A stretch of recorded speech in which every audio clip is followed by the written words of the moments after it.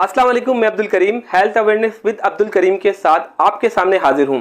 आज जिस बीमारी पे हम बात करने जा रहे हैं वो बीमारी नहीं है।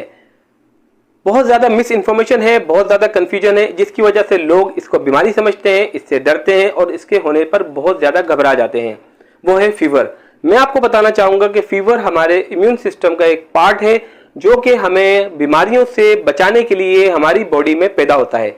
वो कैसे? देखिए, जब भी हम बीमार होते हैं या हमें बुखार होता है तो फौरन हम पैनिक हो जाते हैं, घबरा जाते हैं, फौरन डॉक्टर के पास जाते हैं।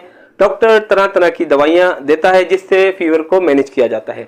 मैं आपको बताना चाहूँगा कि फीवर हमें किसी भी किस्म के खतरनाक वायरस या बैक्टीरिया से बचाने के लिए बॉडी में पैदा होता है।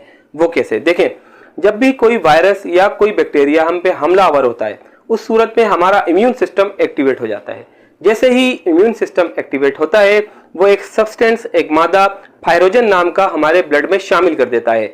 वो मादा, वो सब्सटेंस ब्लड के जरिए सर्कुलेट होता हुआ जाता है दिमाग में। दिमाग में मौजूद होता है हमारा हाइपोथैलेमस।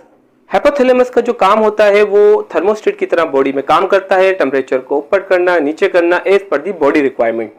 जैसे ही उसको सिग्नल मिलते हैं वो टेम्परेचर को बढ़ा देता है, जिसको हम बुखार कहते हैं। ये टेम्परेचर का बढ़ाना इसलिए नहीं होता कि वो हमारी बॉडी को, हमारे ऑर्गन्स को या हमको कोई नुकसान पहुंचाना चाहता है, बल्कि वो हमें जो वायरस और बैक्टीरिया हम पे हमलावर हुआ है उसको मारना चाहता है और उससे हमारी हिफाजत करना चाहता है।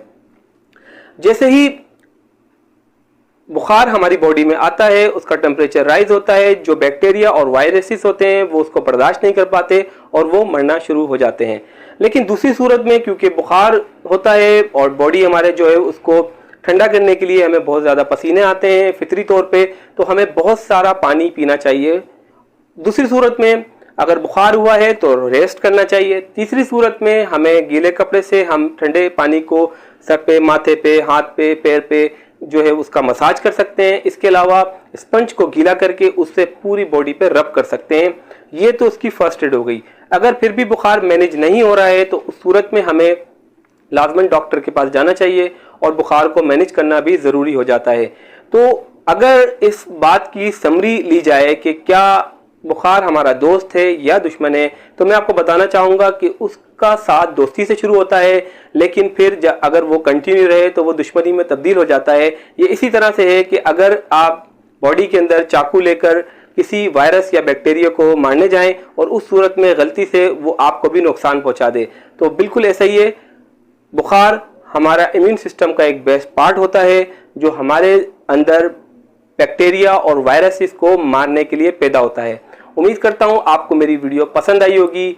अगर आपको मेरी वीडियो पसंद आई है, लाइक कीजिए, शेयर कीजिए, सब्सक्राइब कीजिए और नेक्स्ट वीडियो का इंतज़ार कीजिए। अपना ख्याल रखिएगा। अल्लाह हाफिज़।